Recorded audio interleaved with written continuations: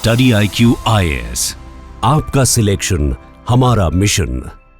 वो चतुर हैं, बहादुर हैं और देशभक्त हैं। ब्रिटिश सरकार के रूप में जो शैतानी ताकत हम पर शासन कर रही है, उसको उन्होंने मुझसे भी पहले देख लिया था। देश को प्यार करने की कीमत आज वो अंडमान जेल में रह करके चुका रहे हैं।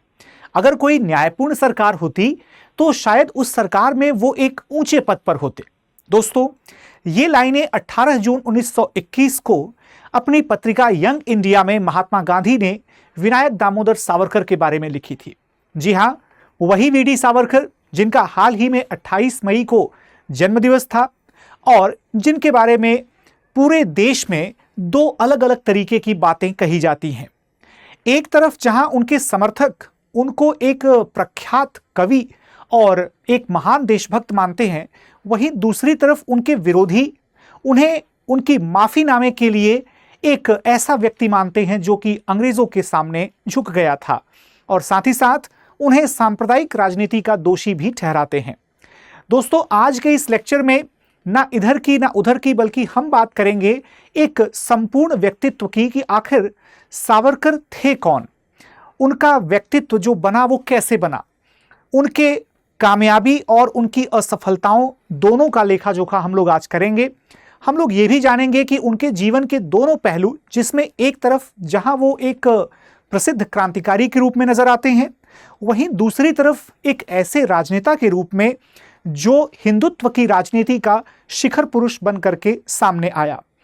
नमस्कार दोस्तों, स्वागत है आप सभी का स्टडी IQ में। मेरा नाम है अभिषेक सिंह।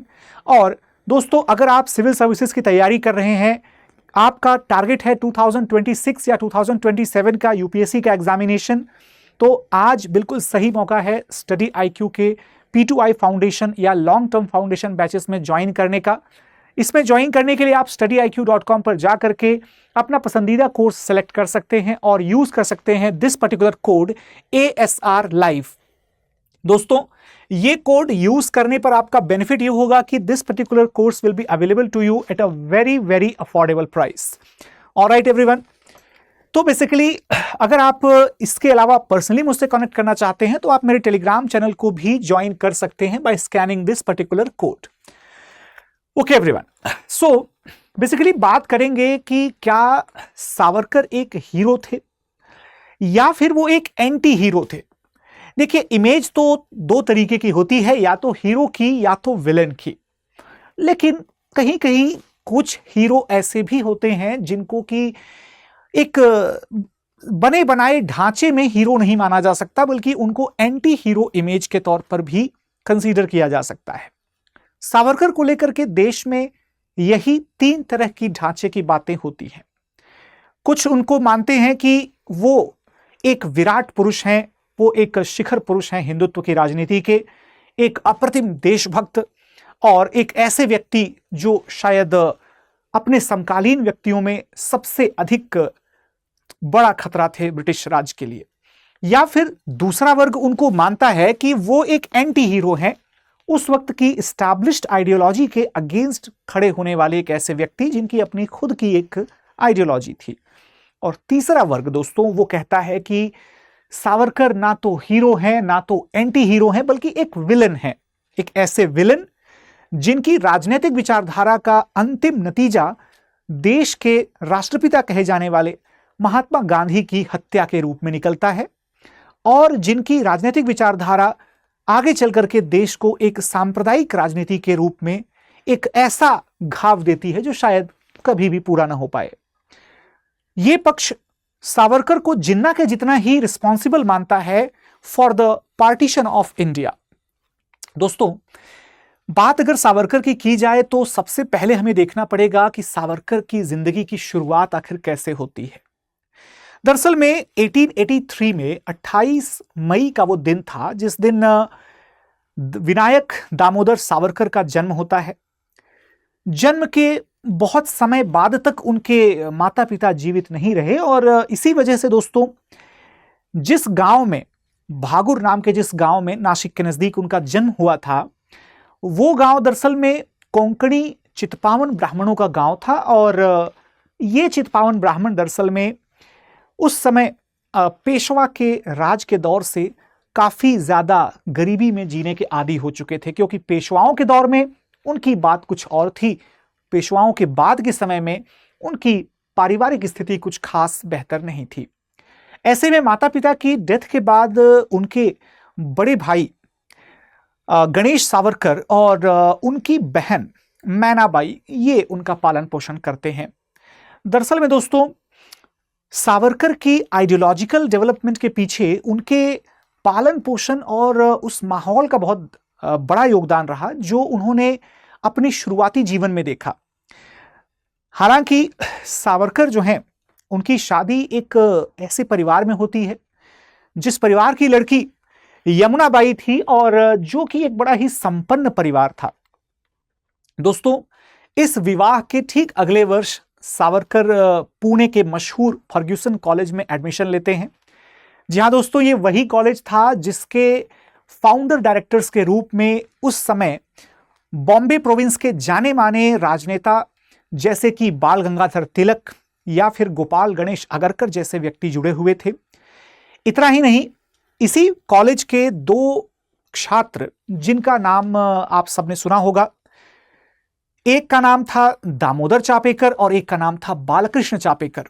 ये चापेकर बंधु दरअसल में इसी कॉलेज के छात्र थे जिन्होंने 1897 में पुणे के प्लेग कमिश्नर रैंड की गोली मारकर हत्या कर दी थी। उस घटना का बड़ा प्रभाव सावरकर पर भी पड़ा था। दोस्तों, इस कॉलेज में एडमिशन के बाद सावरकर ने बीए की डिग्री पूरी की और आगे की पढ़ाई यानी कि लॉ की पढ़ाई करने के लिए वो लंदन चले गए। दरअसल में उनकी इस पूरी पढ़ाई का खर्चा उनके ससुराल वाले यानी कि यमुनाबाई के पिता उठा रहे थे। दोस्तों, सावरकर जब लंदन पहुंचते हैं तो वहां पर वो ग्रेज इन में वहां पर मेंबर बनते हैं और basically he was called to the bar by this particular institution. वो बात अलग है कि उनकी क्रांतिकारी गतिविधियों के चलते उन्हें लॉ की डिग्री फॉर्मली कभी भी जो है अवार्ड न की जा सकी, हालांकि he had passed that examination.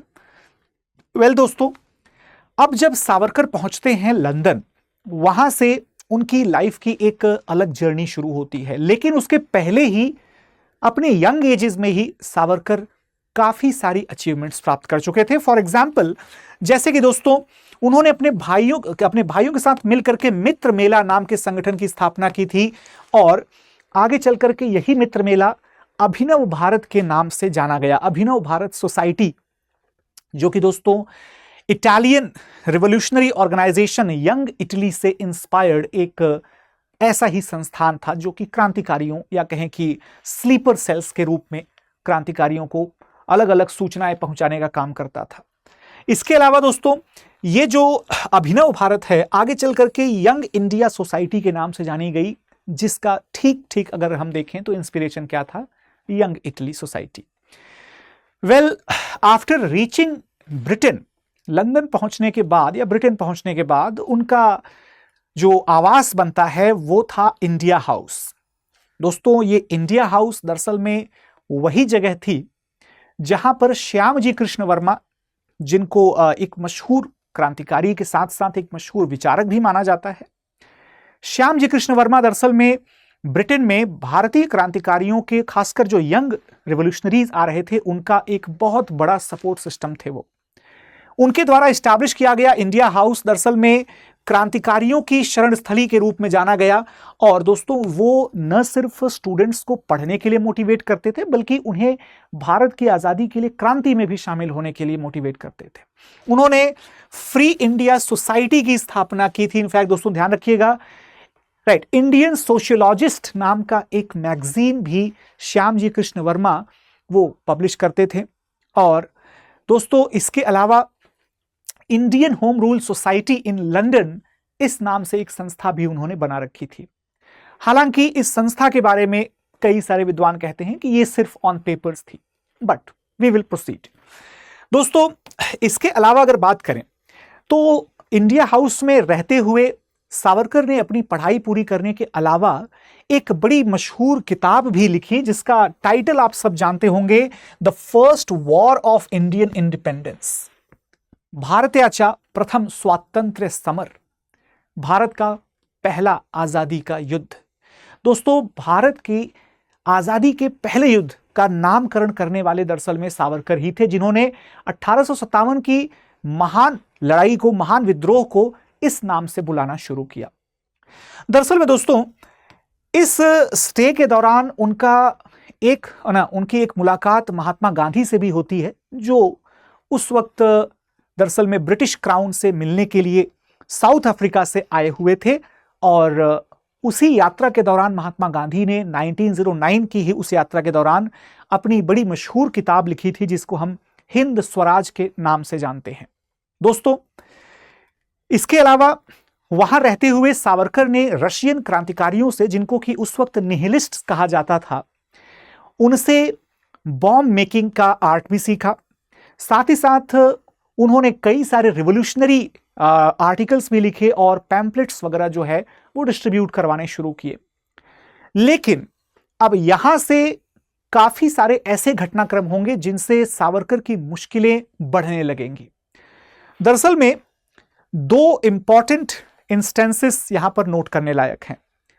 पहला, वास्तव में यूके में दोस्तों उस वक्त कई सारे क्रांतिकारी इंडिया हाउस में रहते थे। उनमें से एक थे मदन लाल धींगरा। मदन लाल धींगरा, उन्होंने कर्जन वाइली की गोली मार करके हत्या कर दी। ये कर्जन वाइली कौन है?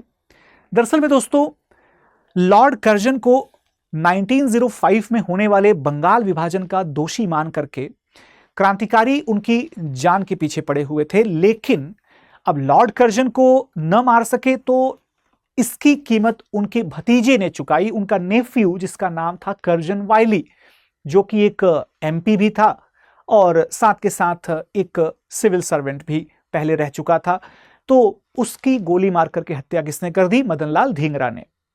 इस हत्याकांड में नाम आता है इंडिया हाउस का, और इंडिया हाउस के जितने भी इनमेट्स थे वो सब के सब ब्रिटिश पुलिस के रडार पर आ गए। इनमें से सबसे महत्वपूर्ण थे वीडी सावरकर, क्योंकि उन्होंने ही मदनलाल धींगरा के इस एक्शन को पूरी तरीके से डिफेंड किया था।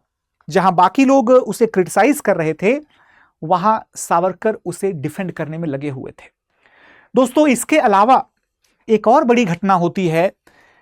दरअसल में 1909 में ही नासिक के कलेक्टर जैक्सन, जो कि वहां का एक लोकप्रिय कलेक्टर समझा जाता था compare to all other officers, वो दोस्तों एक नाटक देख रहा था, मराठी नाटक, जिसका नाम था शारदा। जैक्सन को जितने भी उस समय के विद्वान थे वो पंडित जैक्सन कह करके बुलाते थे।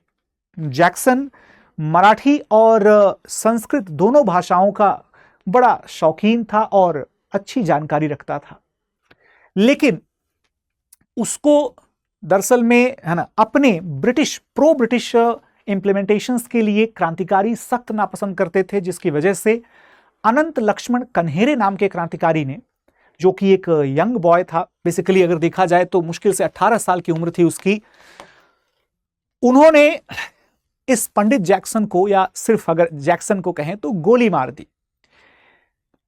एक केस वहां लंदन में हुआ है, दूसरा केस यहां नासिक में हुआ है। इन दोनों केसेस की इंक्वायरी करने पर यह पता चलता है कि दरअसल में जैक्सन को मारने के लिए जिस रिवॉल्वर का यूज किया गया था, वो रिवॉल्वर भी स्मगलिंग के थ्रू सावरकर ने ही भिजवाई थी। अब यहां से सावरकर के लिए मुसीबतें बढ़ने लगती हैं। और दोस्तों, 13 मार्च 1910 को सावरकर को लंदन में अरेस्ट कर लिया गया और मजिस्ट्रेट के सामने पेश किया गया। अब देखिए, सवाल क्या खड़ा होता है? सवाल यह उठता है कि सावरकर को सजा कैसी दी जाएगी? क्या उन्हें फांसी की सजा दी जाएगी, या फिर उन्हें कॉन्स्पिरेसी ऑफ द मर्डर के जुर्म में आजीवन कारावास दिया जाएगा? यहां पर सावरकर को दो अलग अलग मर्डर्स के कॉन्स्पिरेसी में शामिल होने की दो अलग अलग सजाएं दी जाती हैं। और ध्यान रखिएगा दोस्तों, यहां पर उनको basically double life imprisonment 25 years of each, यानी कुल मिलाकर के 50 साल की सजा जो है वो दी जाती है। ठीक है ना? हालांकि यह सजा देने के लिए उनका ट्रायल होना जरूरी था। ट्रायल की स्टोरी जो है वो बड़ी इंटरेस्टिंग है। ये सावरकर का एक तरीके से हम कह सकते हैं उनका पीक था। ये उनकी क्रांतिकारी जीवन की सबसे ऊंची अचीवमेंट थी। दरअसल में दोस्तों कहानी कुछ ऐसी है कि 1 जुलाई 1910 को एक जहाज जिसका नाम था MS मौर्या, ये टिलबरी पोर्ट को, है ना, टिलबरी पोर्ट से ये चलता है और बेसिकली ये पहुंच गया था कहां पर, तो दोस्तों ये बेसिकली फ्रांस के किनारे एक पोर्ट रहता है मर्साइल नाम का, वहां पहुंचने की तरफ चल रहा था। सावरकर को बाकायदा जिस कक्ष में रखा गया था उस कक्ष के दोनों तरफ जो है पुलिस कांस्टेबल्स लगाए गए थे, यहां तक कि उन पर हर एक मील, ब्रेकफास्ट, डिनर हर समय पर कड़ी नजर रखी जाती थी।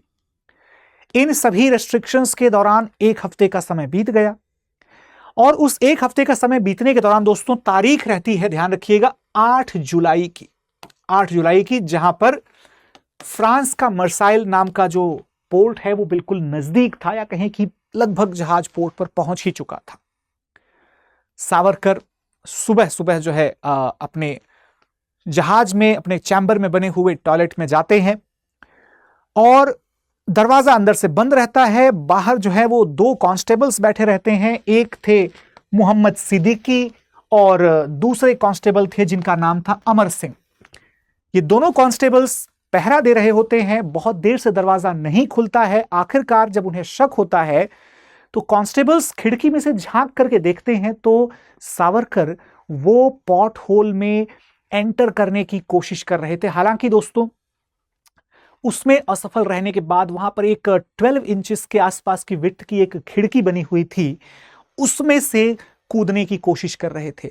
यह देख करके दोनों सिक्योरिटी कांस्टेबल्स ने दरवाजा तोड़ने की कोशिश की, लेकिन वो नाकाम रहे और इसका नतीजा यह निकला कि सावरकर वो उस जहाज से समुद्र में कूद करके और भाग निकले। दरअसल में दोस्तों ये जो जहाज था ये मर्साइल के तट पर बिल्कुल नजदीक आ चुका था, यानी कि लगभग डॉक ही हो चुका था और इसी वजह से बहुत अधिक दूरी नहीं रह गई थी समुद्री तट से, जिसको तैर करके सावरकर फ्रांस की धरती पर पहुंच गए। ठीक है, अब फ्रांस की धरती पर जब वो पहुंच गए, वहां पर दरअसल में पैरामिलिट्री के गार्ड्स ने उनको दौड़ाया, जिसमें कि एक ब्रिगेडियर थे जिनका नाम था पेसिक, राइट, जिनका नाम था पेस्की और पेस्क। इन्होंने सावरकर को पकड़ लिया और जो गार्ड्स इनको चेस कर रहे थे उनके हवाले कर दिया। अब दोस्तों जब सावरकर को दोबारा पकड़ा गया और ब्रिटिश पुलिस जब तक पहुंचती है, उन्हें क्लेम करती है, तब तक यह मामला इंटरनेशनलाइज हो चुका था।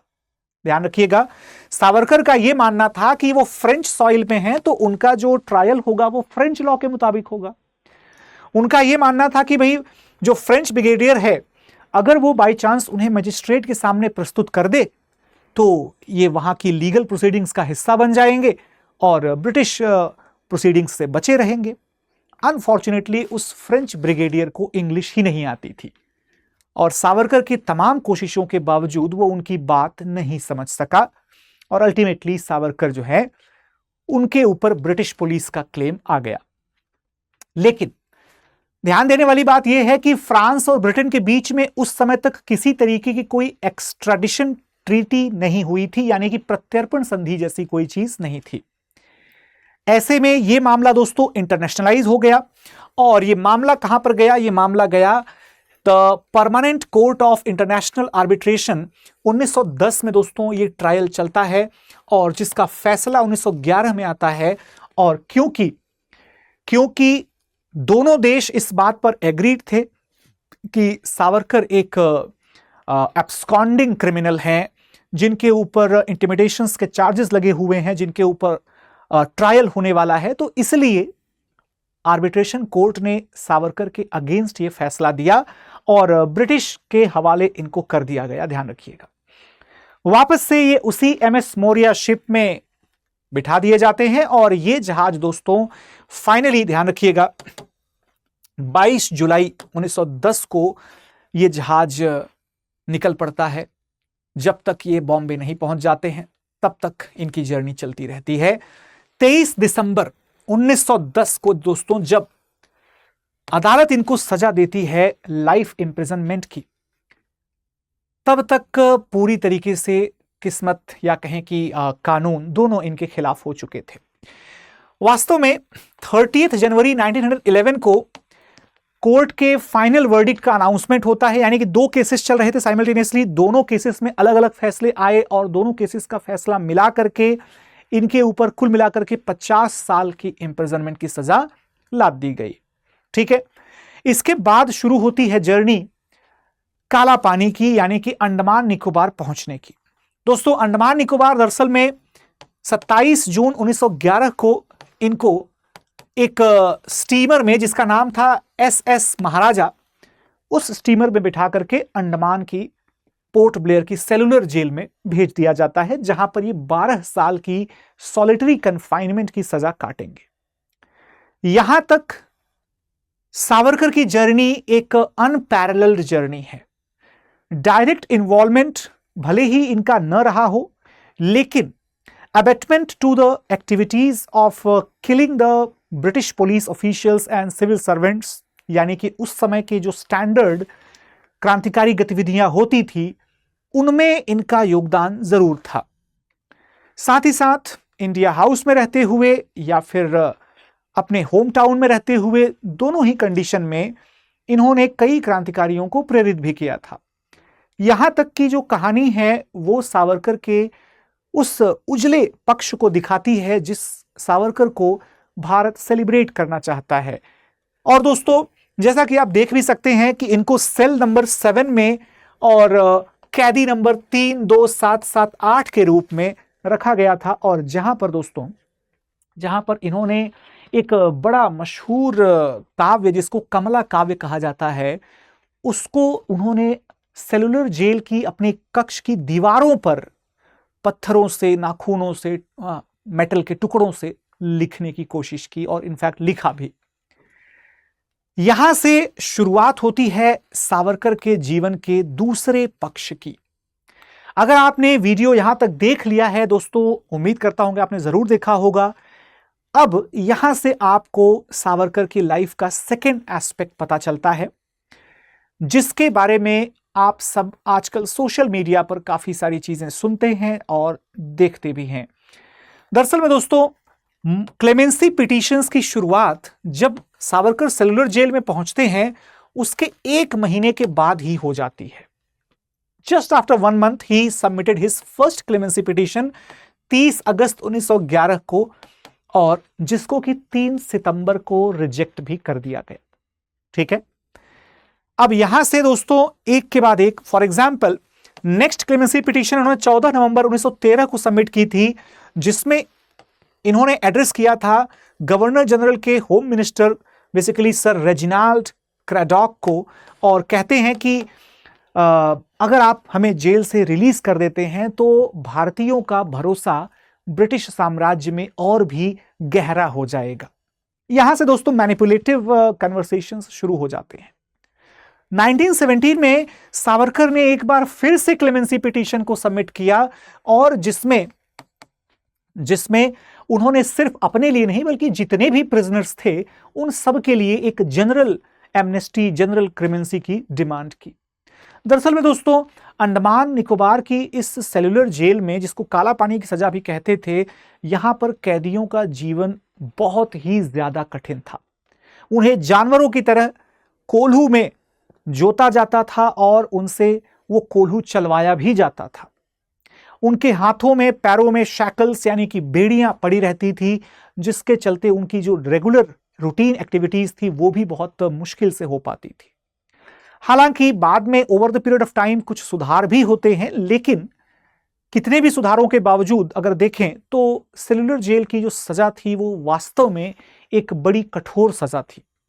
हालांकि दोस्तों, दिसंबर 1919 में एक बार जब royal proclamation king George V ने किया, जिसके तहत रॉयल क्लेमेंसी दोस्तों पॉलिटिकल ऑफेंडर्स के लिए डिक्लेयर कर दी गई थी, इसको देखते हुए सावरकर ने एक बार फिर से क्लेमेंसी की अपील फाइल की। ध्यान रखिएगा, इस बार उन्होंने दोस्तों 30 मार्च 1920 को यह अपील फाइल की थी, और यह पिटीशन 12 जुलाई 1920 को फिर से एक बार रिजेक्ट कर दी गई। ठीक है, अब यहां से चीजें थोड़ी सी लाइट होने लगी, क्योंकि दरअसल में दोस्तों गवर्नमेंट ऑफ इंडिया एक्ट 1919 आने के बाद से सेलुलर जेल का जो एक पूरा मैनुअल था उसे बदला गया। इनफैक्ट वो जेल की जो कह सकते हैं बैड रिप्यूट थी रिगार्डिंग दिस इल बिहेवियर, वो भी पूरी तरीके से दुरुस्त करने की कोशिश की गई। इसी क्रम में 2 मई 1921 को सावरकर ब्रदर्स को अंडमान से मेन लैंड इंडिया ट्रांसफर कर दिया गया, जिसमें कि बड़े सावरकर यानी कि गणेश सावरकर जो हैं उनको रखा गया बीजापुर जेल में, और छोटे सावरकर यानी कि विनायक को उनको रखा गया रत्नागिरी जेल में। ठीक है दोस्तों, अपनी इस सजा के दौरान जब वो रत्नागिरी में थे, ध्यान रखिएगा 1922 में, तब उन्होंने क्या किया, तब उन्होंने लिखा एसेंशियल्स ऑफ हिंदुत्व। दरअसल में दोस्तों ये 1923 में पब्लिश होती है। ठीक है, 1923 में पब्लिश हुई इस essentials of Hindutva, who is a Hindu, इस किताब में पहली बार दोस्तों उनकी जो थ्योरी ऑफ हिंदुत्व है वो पहली बार पब्लिक में आती है। तो फाइनली क्या होता है, 6 जनवरी 1924 को इन्हें रत्नागिरी जेल से रिहा कर दिया गया। लेकिन एक शर्त यह रखी गई कि इनको जेल से रिहा तो कर दिया गया, पर ये सिर्फ और सिर्फ रत्नागिरी डिस्ट्रिक्ट में ही रहेंगे, उस जिले की सीमाओं के बाहर नहीं जा सकते। ठीक है दोस्तों, इसके बाद फिर क्या होता है, इसके बाद दरअसल में शुरू होती है इनकी बहुत ही लिमिटेड स्केल पर पॉलिटिकल एक्टिविटीज। हालांकि इन्होंने जब अंतिम क्लेमेंसी पिटीशन डाली थी और जिसको स्वीकार करके इनको ट्रांसफर किया गया रत्नागिरी जेल में, उसके बाद जब रिलीज होते हैं तो जैसा कि उस वक्त का नियम होता था, इन्होंने बाकायदा एक अंडरटेकिंग साइन की कि he will remain true to the faith of the crown for his entire life and will never indulge in any such activities which amount to the activities of or act of treason। यानी कि British शासन या British ताज के सामने ऐसी किसी भी गतिविधि में वो हिस्सा नहीं लेंगे जिससे ताज के प्रति उनके द्रोह का पता चले। ठीक है, यानी कि पूरी तरीके से मैं ये कह सकता हूं कि पूरी तरीके से उन्होंने कहा कि मैं इस तरीके की क्रांति से या किसी भी तरीके की क्रांति से किनारा कर लूंगा, मैं पूरी लाइफ दोबारा कभी क्रांति में शामिल नहीं होऊंगा, इस तरीके की बात उन्होंने की। ठीक है ना दोस्तों, इसके बावजूद भी उन्होंने डेमोक्रेटिक स्वराज पार्टी की सदस्यता जो है लेने की कोशिश की। हालांकि डेमोक्रेटिक स्वराज पार्टी दरअसल में उस वक्त के जो बचे खुचे स्वराजिस्ट हुआ करते थे, जिनके आइडियोलॉजिकल इंस्पिरेशन जो है वो बाल गंगाधर तिलक थे, जैसे कि एनसी केलकर हो गए, है ना, जैसे कि बीएस मुंजे हो गए, इनके साथ जुड़ने की कोशिश की। अब दोस्तों ध्यान देने वाली बात यह है कि 1937 जिस साल बहुत सारी चीजें होती हैं, याद रखिएगा 1935 के गवर्नमेंट ऑफ इंडिया एक्ट के तहत प्रोविंशियल असेंबली के इलेक्शंस भी 1937 में होते हैं। इन्हीं प्रोविंशियल असेंबली के इलेक्शंस के परिणाम स्वरूप बॉम्बे प्रोविंस में कांग्रेस की गवर्नमेंट बनती है, जिसके मुख्यमंत्री या कहीं उस समय प्रीमियर या प्रधानमंत्री होते थे बीजी खेर। बीजी खेर की गवर्नमेंट ने अनकंडीशनल रिलीज ऑर्डर कर दिया और उन सभी पॉलिटिकल प्रिजनर्स में सावरकर का नाम भी था, जिनको कांग्रेस गवर्नमेंट के द्वारा अनकंडीशनली रिलीज किया गया 1937 में। ठीक है, यहां से शुरू होता है सावरकर का एक ऐसा दौर जो उन्हें अपनी परमानेंट आइडेंटिटी दे देगा, यानी कि हिंदुत्व और हिंदू राष्ट्र की राजनीति। दोस्तों एसेंशियल्स ऑफ हिंदुत्व जो कि उन्होंने 1922 में लिखा था और 1923 में पब्लिश किया था, यह किताब दरअसल में पहली बार पब्लिक डोमेन में पॉलिटिकल कॉन्सेप्ट ऑफ हिंदुत्व को लाने के लिए जिम्मेदार थी। ये अब उनकी पॉलिटिक्स का आधार स्तंभ बन चुकी थी। इतना ही नहीं, अगर देखें तो 1927 से लेकर के 1937 तक बीएस मुंजे जो है दोस्तों, जो कि उस वक्त कांग्रेस के भी लीडर थे, वो दरअसल में हिंदू महासभा की कमान संभाल रहे थे। हिंदू महासभा, आपने अभी तक उसका नाम नहीं सुना, हिंदू महासभा दरअसल में वो संगठन था जिसके फाउंडिंग फिगर्स में से नाम आता है मदन मोहन मालवीय का या फिर लाला लाजपत राय का। दोस्तों, बीएस मुंजे उन्हीं लीडर्स के कैटेगरी में थे जो दरअसल में कांग्रेस के लीडरशिप के साथ होते हुए एक स्पेशल ऑर्गेनाइजेशन को भी बनाकर रखना चाहते थे जो कि हिंदू हितों की बात करेगा। सावरकर इसी ऑर्गेनाइजेशन के अध्यक्ष बनते हैं 1937 में। दोस्तों, अब यहां से सावरकर के साथ कई तरीके की कंट्रोवर्सीज जो हैं वो जुड़ जाएंगी। सावरकर के साथ जो जो कंट्रोवर्सीज जुड़ती हैं उसमें प्रमुख रूप से अगर हम देखें तो सेकेंड वर्ल्ड वॉर के दौरान उनकी जो भूमिका थी उस पर बहुत सारे सवाल खड़े किए जाते हैं। इसके अलावा दोस्तों, इनके जो हिंदू राष्ट्र की या हिंदुत्व की जो नीति है उस पर सवाल खड़े किए जाते हैं। कास्टिज्म को लेकर के या अनटचेबिलिटी को लेकर के सावरकर के जो विचार थे उस पर भी डिबेट होती है। अपार्ट फ्रॉम दैट दोस्तों, दरअसल में मुस्लिम लीग को लेकर के, जैसे मुस्लिमों को लेकर के उनकी अलग राय थी, पर मुस्लिम लीग को या उसकी पॉलिटिक्स को लेकर के सावरकर की राय पूरी तरीके से अलग थी। सबसे बड़ी बात यह भी है कि इनका जो रवैया था महिलाओं के प्रति या फिर मुसलमानों के प्रति इन जनरल, वो कई सारे सवाल खड़े कर देता है। और सबसे ज्यादा महत्वपूर्ण कि अपने जीवन के अंतिम वर्षों में महात्मा गांधी की हत्या के राजनीतिक साजिश और आरोप के वजह से ये काफी ज्यादा आलोचना के शिकार हुए। दोस्तों, अब अगर बात करें इनमें से हर एक पॉइंट को थोड़ा डिटेल में समझने की, देखिए सेकेंड वर्ल्ड वॉर के दौरान सावरकर की भूमिका काफी ज्यादा आलोचना के घेरे में आती है, बहुत ज्यादा क्रिटिसाइज की जाती है। फॉर एग्जाम्पल देखिए, महात्मा गांधी जहां एक तरफ हिंदू मुस्लिम यूनिटी की बात कर रहे थे, वहीं दूसरी तरफ सावरकर जिन्ना की तरह टू नेशन थ्योरी में विश्वास करते थे। इनफैक्ट कई सारे स्कॉलर्स ये दावा भी करते हैं कि टू नेशन थ्योरी सबसे पहले जिन्ना ने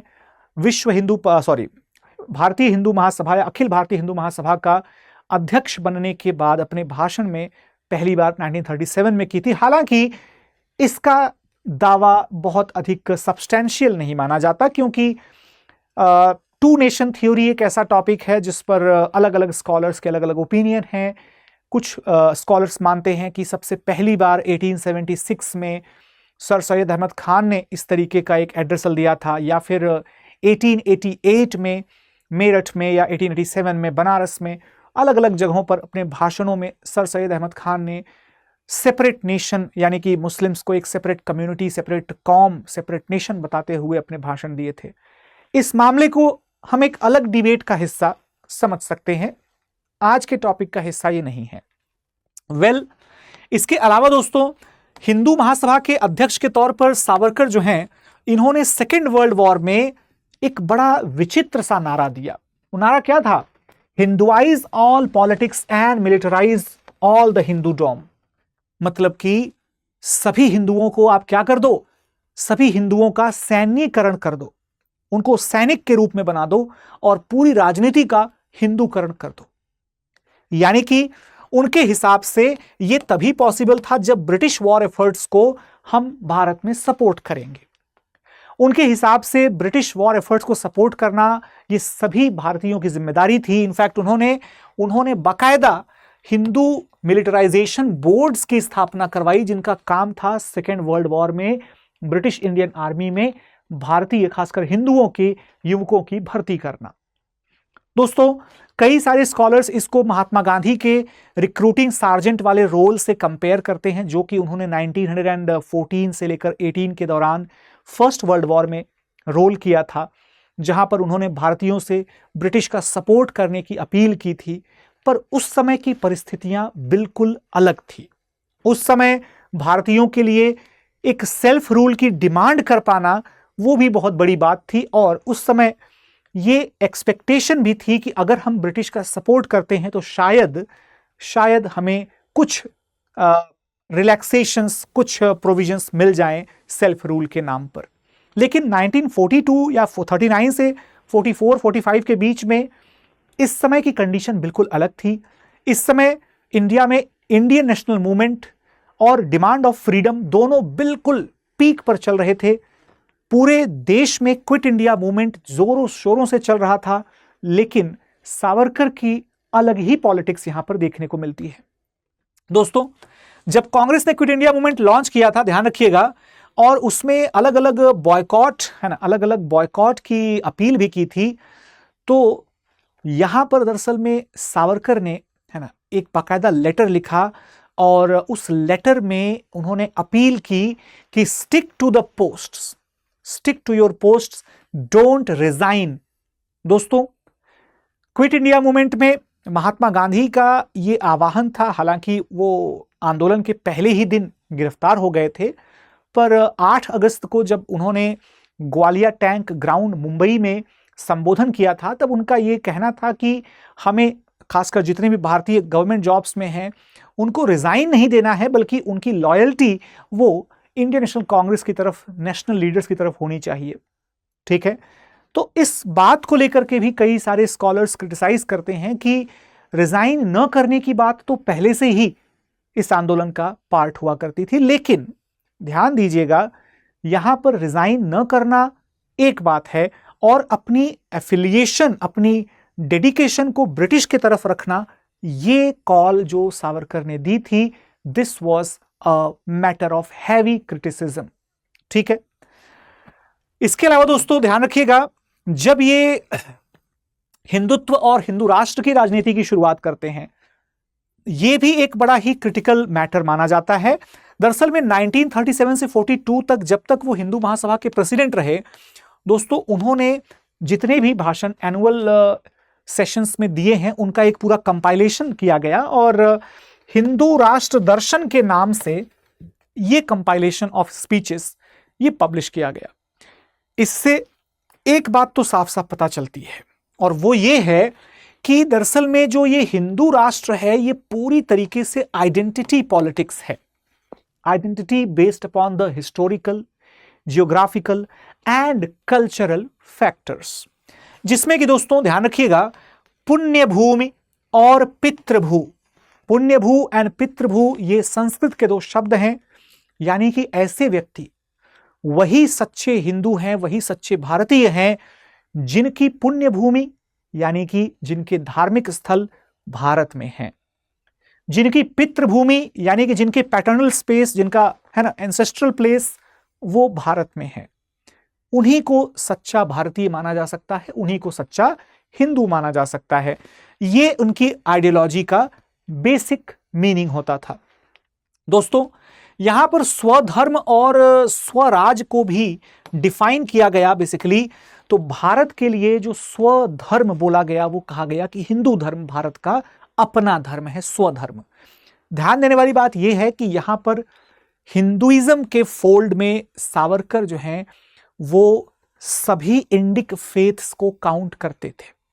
ध्यान रखिएगा, ये उनके कई सारे लेखों से, कई सारे लेटर्स से क्लियर होता है कि इसमें वो बेसिकली नॉन सेमाइटिक फेथ्स को बिल्कुल यहां पर कंसीडर करते थे। सेमाइटिक फेथ्स जितने भी थे, चाहे वो क्रिश्चियनिटी हो, इस्लाम हो, जुडाइज्म हो, उसको वो अलग कंसीडर करते थे।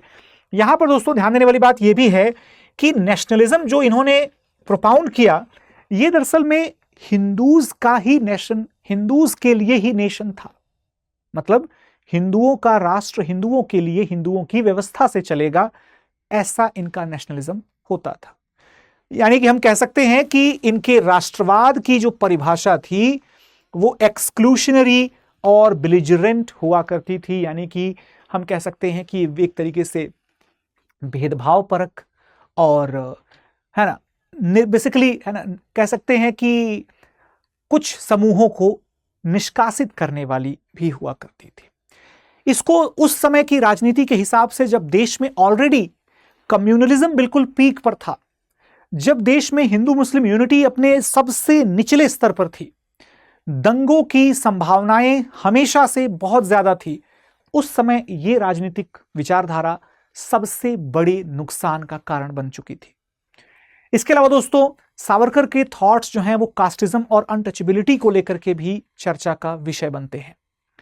सावरकर की बात अगर हम करें, इन्होंने हिंदू समाज के 7 बेड़ियों का उल्लेख किया है। 7 बेड़ियां, जिनमें से अगर हम कुछ कुछ बात करें तो जैसे कि डाइनिंग के रेस्ट्रिक्शंस हो गए, जैसे कि शादी विवाह के रेस्ट्रिक्शंस हो गए, जैसे कि वेदों के कुछ रेस्ट्रिक्शंस हो गए, जैसे कि कस्टम्स रिचुअल्स के रेस्ट्रिक्शंस हो गए। ऐसे ऐसे 7 restrictions of the Hindu society की बात वो करते हैं। ठीक है, यहां पर इनके हिसाब से ध्यान रखिएगा, इनके हिसाब से जो हेरिडिटी का यूज करते हैं टैलेंट को डिटरमाइन करने के लिए या बुद्धि को डिटरमाइन करने के लिए, गलत करते हैं।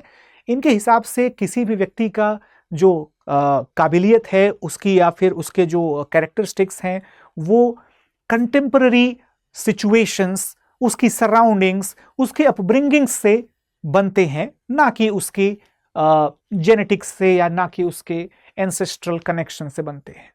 इस तरीके से हम ये देख सकते हैं कि सावरकर कंपैरेटिवली बाकियों के जो ऑर्थोडॉक्स लीडर्स थे उनके कंपैरिजन में he was much more open to the intercaste delegations and communications. इतना ही नहीं, he was also tolerant of the caste intermarriages as long as the Hindu woman did not marry the non-Hindu men।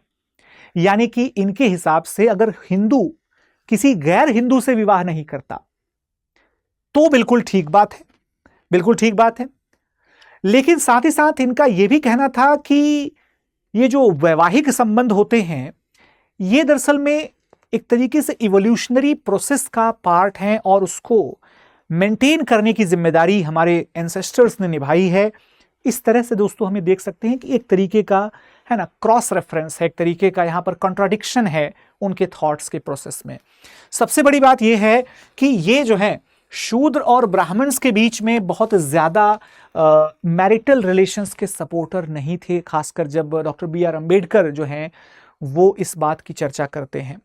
Doctor B are Ambedkar ने हालांकि सावरकर को occasionally praise भी किया था कि भाई अगर आप सचमुच में कास्ट के अगेंस्ट या कास्टिज्म के अगेंस्ट काम करना चाहते हैं तो आपका फोकस होना चाहिए कि चतुर्वर्ण व्यवस्था को या चातुर्वर्ण सिस्टम को पूरी तरीके से एनिहिलेट कर दिया जाए। दो सावरकर इस बात पर पूरी तरीके से सहमत नहीं थे। दोस्तों इसके अलावा अगर देखें इनके कास्ट इरेडिकेशन की जो प्रोसेस या फिलॉसफी थी, ये फिलॉसफी दरअसल में यूजेनिक्स से इंस्पायर्ड थी। अब ये यूजेनिक्स क्या होता है? दरअसल में कंटेम्पररी सोशियोलॉजिस्ट्स और उसके अलावा कंटेम्पररी इवोल्यूशनरी साइंटिस्ट्स जो थे वो ये मानते थे कि खासकर चार्ल्स डार्विन की थ्योरी से इंस्पायर्ड होकर के कि जो सबसे बेस्ट कैरेक्टरिस्टिक्स के लोग होते हैं उनके फ्यूजन से जो प्रोजेनी यानी कि अगली पीढ़ी की संतान पैदा होती है वो बेस्ट क्वालिटीज को रिटेन करती है।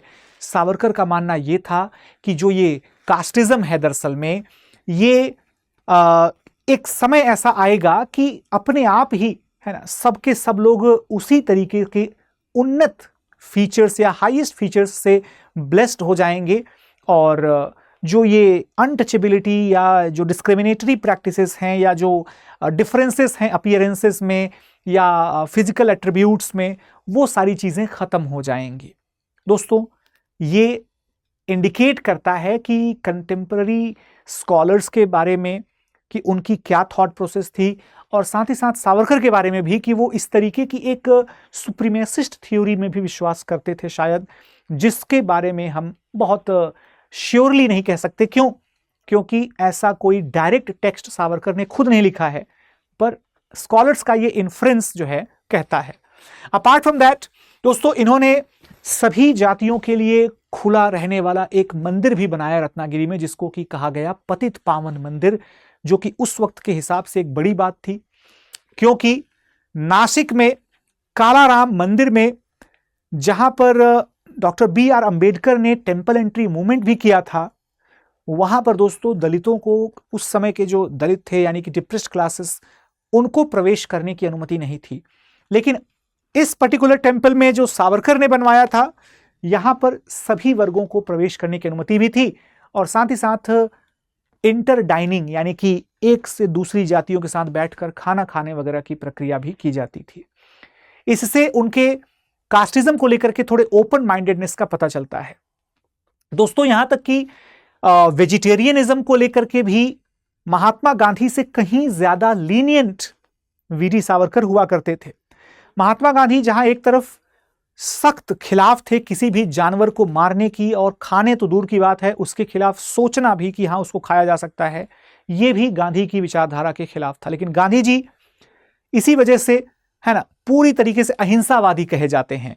जबकि सावरकर का यह मानना था कि नॉन वेजिटेरियनिज्म ये एक बड़ा फैक्टर है जिसकी वजह से ताकतवर कौमें जो हैं वो यहां के कमजोर लोगों को हरा करके और उन पर शासन करती हैं। उन्होंने गांधी जी को भी ऑफर किया था कि भाई आप भी, है ना, प्रॉन्स खाएंगे क्या, जब ये गांधी जी से लंदन में मिले थे। तो इसके अलावा दोस्तों गाय को लेकर के भी सावरकर के जो विचार थे वो थोड़े से अलग थे, थोड़े डिफरेंट थे। गाय को लेकर के सावरकर का यह कहना था कि गाय जो है वो एक उपयोगी जानवर है, एक यूटिलिटी एनिमल है, यूजफुल एनिमल है, लेकिन please the cow is not god. गाय कोई देवता नहीं है, गाय की पूजा करना is nothing but plain absurdity. दोस्तों ये काफी हद तक कॉन्ट्राडिक्टरी बात है, क्योंकि सावरकर के कंटेम्पररीज और जो बाकी एडवोकेट्स थे, हिंदुइज्म के सपोर्टर्स थे या हिंदुत्व के सपोर्टर्स थे, इनफैक्ट वो गाय को पवित्र जानवर के बजाय एक देवता के इक्विवेलेंट मानते थे। सावरकर की बात उनसे अलग थी। Doctor B R. अंबेडकर ने भी सावरकर की प्रशंसा की है इस मामले में कि अगर, है ना, अगर वो सचमुच में कास्टिज्म को इरेडिकेट करना चाहते हैं तो कास्टिज्म के खिलाफ जो है वो काम करें, और अनटचेबिलिटी को हटाने का एक ही तरीका था कि चतुर्वर्ण सिस्टम को वो पूरी तरीके से इरेडिकेट कर दें, खत्म कर दें। ठीक है दोस्तों, अब हम बात करेंगे कि सावरकर की जो मुस्लिम आइडेंटिटी के ऊपर पॉलिटिकल थॉट्स थे वो कैसे एक दोहरी पिक्चर को, एक डबल साइडेड इमेज को रिप्रेजेंट करते हैं, जहां एक तरफ मुस्लिम्स के सख्त विरोधी माने जाते हैं, वहीं दूसरी तरफ मुस्लिम लीग के साथ पॉलिटिकल कोलैबोरेशन करने के भी सपोर्टर माने गए। फॉर एग्जाम्पल दोस्तों, मुस्लिम लीग और हिंदू महासभा का अलायंस होता है, ये कब होता है? दरअसल में 1937 के प्रोविंशियल इलेक्शंस में, जहां पर 5 प्रोविंसेस में कांग्रेस ने एब्सोल्यूट मेजॉरिटी पाई थी और बाकी के 3 प्रोविंसेस अगर देखे जाएं तो वहां पर कांग्रेस जो है वो एक क्लियरली सबसे बड़ी पार्टी थी। सिर्फ पंजाब, बंगाल और सिंध आउट ऑफ 11, सिर्फ ये 3 प्रोविंसेस में कांग्रेस जो है वो मेजॉरिटी भी नहीं पा सकी और ना ही सबसे बड़ी पार्टी भी रही। हालांकि बंगाल में सबसे बड़ी पार्टी थी, बट बंगाल में दोस्तों कृषक प्रजा पार्टी की सरकार बनती है। ठीक है, यहां पर ध्यान देने वाली बात यह है कि सिंध में और नॉर्थ वेस्टर्न फ्रंटियर प्रोविंस में, इन दोनों प्रोविंसेस में दरअसल में मुस्लिम लीग की सरकार का समर्थन हिंदू महासभा करती है। सिंध में दोस्तों यूनाइटेड पार्टी ऑफ सिंध की या सिर्फ यूनाइटेड पार्टी की सरकार बनती है, जिसके सपोर्ट में मुस्लिम लीग और हिंदू महासभा दोनों रहते हैं। वहीं दूसरी तरफ नॉर्थ वेस्टर्न फ्रंटियर प्रोविंस में, जहां पर कि कांग्रेस सबसे बड़ी पॉलिटिकल पार्टी थी और 1939 में जब कांग्रेस के सभी मंत्रिमंडलों ने वर्ल्ड वॉर सेकेंड में बिना कंसल्टेशन के शामिल किए जाने के विरोध में सामूहिक रूप से इस्तीफा दे दिया था, उस समय नॉर्थ वेस्टर्न फ्रंटियर प्रोविंस की प्रोविंशियल गवर्नमेंट को चलाने के लिए मुस्लिम लीग के लीडरशिप में हिंदू महासभा ने सपोर्ट किया था। With the help of independent members वो सरकार 1943 में फॉर्म हुई थी। दोस्तों इसके अलावा अगर देखें तो सिंध में भी 1941 में हिंदू महासभा मुस्लिम लीग का सपोर्ट करने के लिए जुड़ जाती है। इसके अलावा दोस्तों बंगाल में ए.के. फजल उल हक, जो कि एक जाने माने किसान नेता भी थे, जाने माने कम्युनल लीडर भी थे, यानी कि मुस्लिम समुदाय के नेता भी थे, उनकी सरकार का समर्थन हिंदू महासभा भी करती है। और हिंदू महासभा के साथ साथ नेताजी सुभाष चंद्र बोस के द्वारा स्टैब्लिश की गई फॉरवर्ड ब्लॉक भी इस गवर्नमेंट का सपोर्ट करती है। दोस्तों दरअसल में ये कोएलिशंस साबित करते हैं कि हिंदू महासभा की, खासकर सावरकर की लीडरशिप में जो पॉलिटिकल थॉट थी वो प्योरली रियल पॉलिटिक्स पर आधारित थी। इनकी जो हिंदुत्व या हिंदू राष्ट्र की फिलॉसफी थी वो उस वक्त कंटेम्पररी सिचुएशंस को देखते हुए कॉम्प्रोमाइज कर ली गई। और इस कॉम्प्रोमाइज को मैं आपको बता दूं, इस कॉम्प्रोमाइज को क्या कहा गया? इस कॉम्प्रोमाइज को सावरकर ने कहा रीजनेबल कॉम्प्रोमाइजेस। क्या कहा? Reasonable compromises. ये शब्द उस समय की राजनीति में बहुत ज्यादा चर्चा में था। इनफैक्ट श्यामा प्रसाद मुखर्जी जो हैं, जो कि अगले अध्यक्ष बनेंगे दोस्तों, वो बंगाल की फजल उल हक की सरकार में मंत्री भी थे। और कौन से मंत्री थे? खाद्य आपूर्ति मंत्री थे। ये वही मंत्रालय था दोस्तों, ध्यान रखिएगा, जिस मंत्रालय के ऊपर ये रिस्पॉन्सिबिलिटी थी कि वो बंगाल के अकाल में जरूरतमंद लोगों तक अनाज पहुंचाएगा। लेकिन क्योंकि बंगाल क्विट इंडिया मूवमेंट का एक बड़ा मेजर सेंटर हुआ करता था, अगर आपको ध्यान हो तो वहां पर जातीय सरकार के नाम से एक इंटरिम गवर्नमेंट या कहें कि एक पैरेलल गवर्नमेंट भी स्टैब्लिश कर ली गई थी। सॉरी, इंटरिम नहीं, पैरेलल गवर्नमेंट स्टैब्लिश कर ली गई थी। उसके अगेंस्ट अगर आप देखें तो मुखर्जी का क्लियर स्टेटमेंट था कि अगर, है ना, अगर किसी भी तरीके का कोई भी प्रयास किया गया तो बंगाल की गवर्नमेंट ब्रिटिश गवर्नमेंट का पूरी तरीके से साथ देगी ताकि क्विट इंडिया मूवमेंट को डिफीट किया जा सके। और इन सभी बातों के पीछे सावरकर का फुल सपोर्ट होता था। यानी कि भारत छोड़ो आंदोलन दोस्तों, ये पूरी तरीके से सिर्फ और सिर्फ देखा जाए तो नेशनलिस्ट लोगों का एक आंदोलन बन के रह गया। जितने भी कम्युनल और सेक्टरियन आइडेंटिटी के पॉलिटिशियंस थे, फिर चाहे वो फजल उल हक हों, चाहे वो मोहम्मद अली जिन्ना हों, चाहे वो वीडी सावरकर या श्यामा प्रसाद मुखर्जी हों, या फिर डॉक्टर BR अम्बेडकर हों, इनमें से किसी ने भी भारत छोड़ो आंदोलन को अपना समर्थन नहीं दिया था। याद रखिएगा दोस्तों, 1943 में अगर देखें तो कम से कम सिंध में हिंदू महासभा के सदस्यों ने सिंध की सरकार से समर्थन वापस ले लिया, क्योंकि 1943 में सिंध की असेंबली में एक प्रस्ताव पारित किया गया कि अगर पाकिस्तान बनता है तो हम पाकिस्तान में शामिल होंगे। सोचिए जरा उस वक्त की क्या स्थिति रही होगी कि सावरकर की पार्टी हिंदू महासभा, उसके 3 मंत्री उस सरकार का हिस्सा हुआ करते थे जिस सरकार में यह प्रस्ताव असेंबली में पारित हुआ। हालांकि वो बात अलग है कि उन तीनों मंत्रियों ने इस प्रस्ताव के विरोध में वोट दिया और बाद में अपना समर्थन वापस ले लिया, लेकिन तब तक बहुत देर हो चुकी थी दोस्तों। ठीक है, इसके अलावा महिलाओं के बारे में भी सावरकर के कुछ विचार देखने को मिलते हैं, जैसे कि फॉर एग्जाम्पल सावरकर जो है वो महिलाओं की शिक्षा के विरोधी तो बिल्कुल भी नहीं थे। बाल गंगाधर तिलक वो विरोधी थे, लेकिन सावरकर उनसे कंपैरेटिवली थोड़े ज्यादा लिबरल थे इस मामले में। लेकिन उनके हिसाब से एक महिला का सच्चा कर्तव्य क्या है? सच्चा कर्तव्य यह है कि वो देशभक्त संतानों को जन्म दे। सावरकर का यह भी कहना था कि महिलाओं की जो है ना, महिलाओं की जो खूबसूरती और उनका जो कर्तव्य है, बेसिकली उनका मुख्य कार्य क्या है? मुख्य कार्य है कि बच्चे की देखभाल करना, घर की देखभाल करना और देश की देखभाल करना।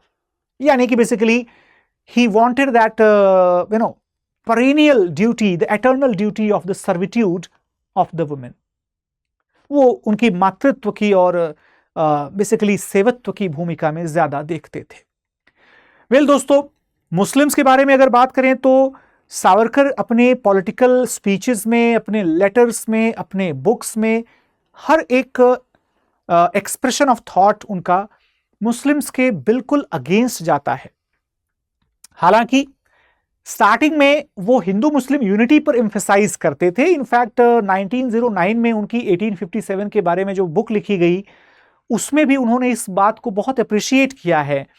लेकिन दोस्तों, ये thought process over the period of time evolve होती रहती है और अपने हिंदू महासभा की पॉलिटिक्स तक आते आते वो भारत के पुलिस और मिलिट्री में मुस्लिम्स को क्या देखते थे?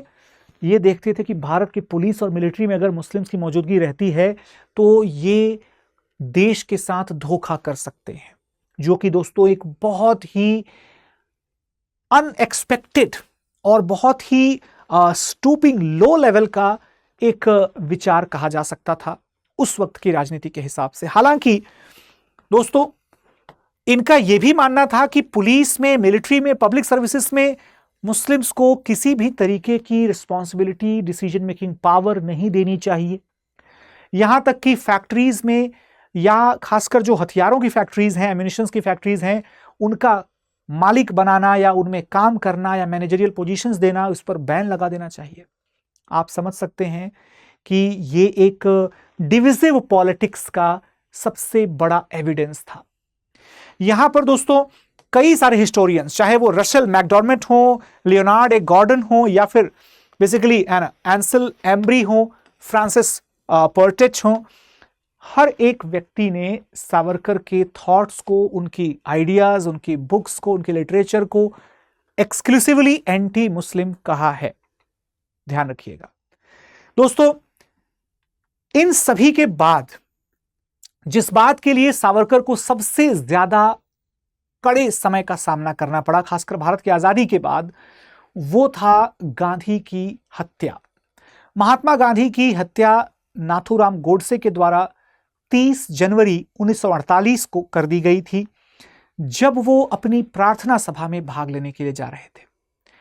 दोस्तों, इस हत्या के बाद पूरे देश में एक सनसनी का माहौल फैल गया था और एक ऐसा रिएक्शन देखने को मिलता है जिसके तहत पूरे देश भर में, खासकर जितने भी सावरकर और उनके सपोर्टिव ग्रुप के व्यक्ति थे, उनके खिलाफ एक व्यापक आक्रोश देखा गया। सबसे बड़ी बात दोस्तों ये थी कि गांधी के असैसिनेशन के बाद जो नाथूराम गोडसे और उसके जितने भी दोस्त या जितने भी कलीग्स थे, को अक्यूज्ड्स, उन सभी को अरेस्ट किया गया। और गोडसे जो है वो एक मैगजीन चलाता था, एक इनफैक्ट मराठी डेली जो है वो पब्लिश करता था, जिसका नाम था अग्रणी। क्या नाम था? अग्रणी हिंदू राष्ट्र। ये पूना से निकलने वाला एक अखबार हुआ करता था। दोस्तों, ये अखबार जो है एक कंपनी के द्वारा चलाया जाता था, रन किया जाता था। वो कंपनी का नाम क्या था? द हिंदू राष्ट्र प्रकाशन लिमिटेड। हिंदू राष्ट्र प्रकाशन लिमिटेड। इस कंपनी में कई सारे लोग थे जो फंडिंग करते थे, जैसे कि दोस्तों वालचंद ग्रुप के जो उत्तराधिकारी थे वो पब्लिश इसमें सपोर्ट करते थे, जैसे कि जुगल किशोर बिरला का जो फाउंडेशन था वो सपोर्ट करता था, जैसे कि दोस्तों वीडी सावरकर इस कंपनी को सपोर्ट करते थे, और सावरकर जो हैं वो इसमें 15,000 रुपए का इन्वेस्टमेंट इसमें कर चुके थे। ध्यान रखिएगा। हालांकि कई लोगों को लगेगा कि ये पैसे सावरकर के पास किस तरीके से थे। दोस्तों, सावरकर के पास बहुत सारी किताबों की रॉयल्टी भी आती रहती थी, और साथ ही साथ सावरकर जो है वो गवर्नमेंट से पेंशन भी प्राप्त करते थे 60 रुपए मासिक की। तो उनके पास ठीक ठाक इनकम का सोर्स था, और 15,000 रुपए जो है उन्होंने इस कंपनी में लगाए थे। इस बिना पर दोस्तों, इस बिना पर सावरकर को अरेस्ट किया गया, क्योंकि 5 फरवरी 1948 को जब उनको अरेस्ट किया गया, उसके पीछे का रीजन क्या था दोस्तों? रीजन उसके पीछे का यह था कि सावरकर जो हैं उनसे कुछ कॉन्स्पिरेटर्स का ये बयान था कि वो सावरकर से मिले थे, और सावरकर ने उनको, है ना, यशस्वी भव का आशीर्वाद दिया था। दरअसल में दोस्तों, सावरकर ने अपने अरेस्ट से एक दिन पहले जो है ना, टाइम्स ऑफ इंडिया में एक लेख भी छापा था। ध्यान रखिएगा। और बेसिकली इस लेख में, जिसमें उन्होंने गांधी के वध या गांधी की असैसिनेशन को उस समय की सबसे बड़ी ट्रेजेडी बताया था। ध्यान रखिएगा। और खासकर एक नए देश, भारत जैसे नए देश के लिए बहुत बड़ी आपदा की स्थिति बताया था। बट उसके बावजूद इनफैक्ट देखा जाए तो कई सारे कंटेम्प्रेरी सोर्सेस का ये मानना था कि this was a kind of cover up which he was trying to make, right. दोस्तों, अब इसके बाद क्या होता है? सावरकर के घर पर जो है वो रेड पड़ती है, और बहुत सारे दस्तावेज, बहुत सारे पेपर्स जो हैं वो सीज किए जाते हैं। लेकिन लैक ऑफ एविडेंस की वजह से सावरकर को प्रिवेंटिव डिटेंशन में रखा जाता है। ध्यान दीजिएगा दोस्तों, यहां पर एक अप्रूवर है। अप्रूवर यानी कि जो सरकारी गवाह बन जाता है, उसका नाम क्या था? दिगंबर बड़गे। दिगंबर बड़गे जो है दोस्तों, ये स्टेटमेंट देता है कि ये बेसिकली नाथूराम गोडसे के साथ जाता है और ये सावरकर से मिला था। ठीक है ना, ये सावरकर से मिला था। ओके दोस्तों, नाथूराम गोडसे के अलावा मदन लाल पाहवा करके एक और व्यक्ति था, या एक आप्टे नाम का और व्यक्ति था। मतलब कई लोग जो है इस पूरे घटनाक्रम में शामिल थे। और बड़गे जो है वो ये स्टेटमेंट दे देता है कि सावरकर से हम लोग मिले थे इस घटना से ठीक पहले। ये एक मेजर एलिगेशन, एक मेजर प्रूफ माना गया। हालांकि दोस्तों बाद में इस प्रूफ को इनसफिशिएंट कंसीडर करते हुए कंटेम्प्रेरी कोर्ट्स ने सावरकर को बरी कर दिया, ये बोल करके कि एविडेंसेस वर नॉट सफिशिएंट। ध्यान देने वाली बात यह है कि यहां पर एक ऐसी घटना हो जाती है जो पूरे के पूरे केस का किस्सा पलट कर रख देती है। फॉर एग्जाम्पल 12 नवंबर 1964 का वो दिन है। गोपाल गोडसे, मदन लाल पावा और विष्णु करकरे, ये तीन जो हैं इनको जेल की सजा दी गई थी। आप्टे और गोडसे को है ना एग्जीक्यूट कर दिया गया था। ये तीनों जेल में थे। इन तीनों की जेल की सजा पूरी हो जाती है 1964 में और ये रिलीज होते हैं। इसके बाद का घटनाक्रम बहुत ही आश्चर्यचकित करने वाला था। दरअसल में दोस्तों जीवी केटकर जो कि बाल गंगाधर तिलक के ग्रैंडसन थे, और उस समय ध्यान रखिएगा केसरी जो बाल गंगाधर तिलक का पेपर था ये उसके एडिटर हुआ करते थे।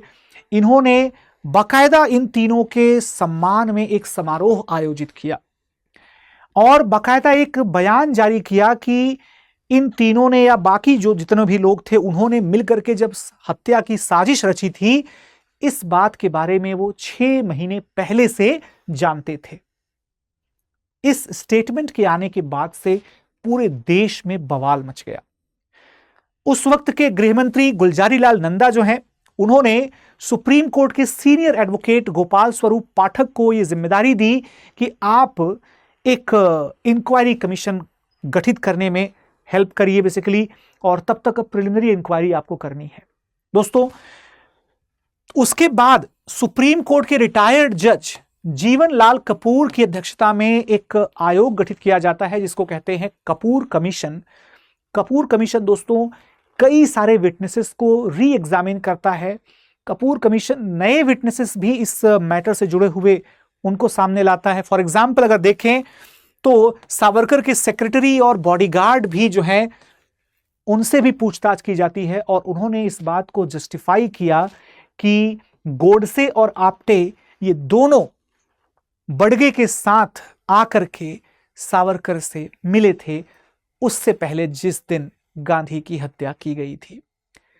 जस्टिस कपूर का यह मानना था कि ये एविडेंसेस सफिशिएंट हैं कि सावरकर को इस बात में दोषी माना जाए, लेकिन दोस्तों और भी कई सारे मैटर्स थे जो अनआंसर्ड रह गए बिकॉज इस रिपोर्ट को एविडेंशियली कभी भी पेश सुप्रीम कोर्ट में नहीं किया गया। हालांकि इस रिपोर्ट के स्टेटस को लेकर के लैक ऑफ क्लैरिटी जो है वो अंतिम समय तक बनी रही।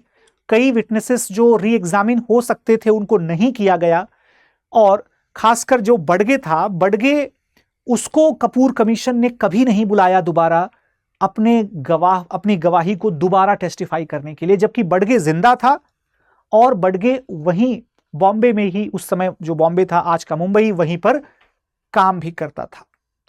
कुल मिलाकर के इस मामले पर एक धूल की परत जम गई।